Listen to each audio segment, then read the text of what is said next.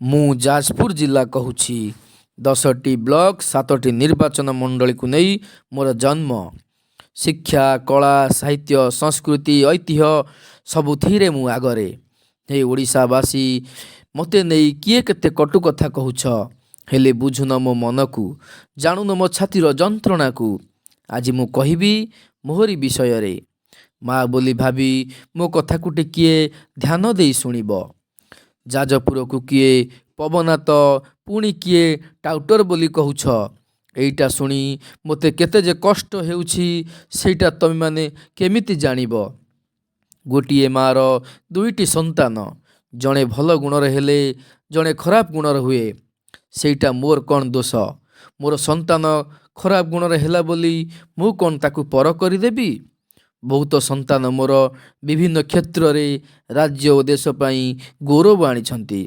ସେହିପରି କେତେଜଣ ଦୁଷ୍ଟ ପ୍ରକୃତିର ପିଲା ମୋର ଥାଇପାରନ୍ତି, କିନ୍ତୁ ମାତ୍ର କେତେଜଣଙ୍କ ପାଇଁ ପୁରା ଯାଜପୁର ଜିଲ୍ଲାକୁ ଖରାପ କହିବା ଜମାରୁ ଠିକ୍ ନୁହେଁ।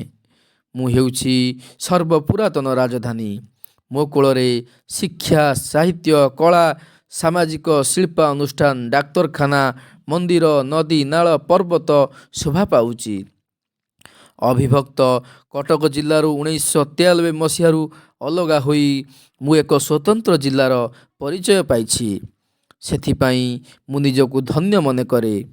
କାହିଁକି ନା ମୋହରି କୋଳରେ ଜନ୍ମ ନେଇଛନ୍ତି ବିଦଗ୍ଧ କବି ଅଭିମନ୍ୟୁ ସାମନ୍ତ ସିଂହାରଙ୍କ ଭଳି ମହାନ ବ୍ୟକ୍ତି। ମୋଠାରେ ଅବସ୍ଥିତ ମା ବିରଜାଙ୍କ ମନ୍ଦିର, ମହାବିନାୟକ ମନ୍ଦିର, ତ୍ରିଲୋଚନ ମନ୍ଦିର, ମାଳିକାରେ ବର୍ଣ୍ଣିତ ଛତିଆ ବଟ ମନ୍ଦିର, ଚନ୍ଦନ ଶ୍ରୀକ୍ଷେତ୍ର ଜଗନ୍ନାଥ ମନ୍ଦିର, ସିଦ୍ଧେଶ୍ୱର ମନ୍ଦିର, ଆଉ ଚିକଣାସ୍ଥିତ ସନ୍ତୋଷୀ ମାଙ୍କ ମନ୍ଦିର।